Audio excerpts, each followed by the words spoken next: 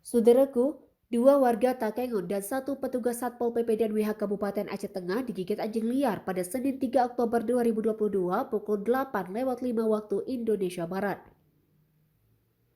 Dua warga dan anggota Satpol PP yang menjadi korban gigitan anjing liar tersebut langsung dilarikan ke RSUD Takengon guna untuk mendapat penanganan lebih lanjut. Hal itu dikatakan Kasat Pol PP dan WH Kabupaten Aceh Tengah Aryansyah kepada tribungai.com. Dikatakan saat ini sedang dalam penanganan medis di RSUD. Selain satu petugas Satpol PP dan WH, dua warga Takengon yang tidak jauh dari komplek Pasar Bawah juga terkena gigitan anjing yang diduga anjing gila. Lebih lanjut, Aryansyah menjelaskan bahwa anjing tersebut mengejar anak-anak di Pasar Bawah Takengon dan berusaha menggigitnya. Lalu petugas Satpol PP dan WH dengan sigap menendang anjing tersebut saat hendak menggigit anak itu.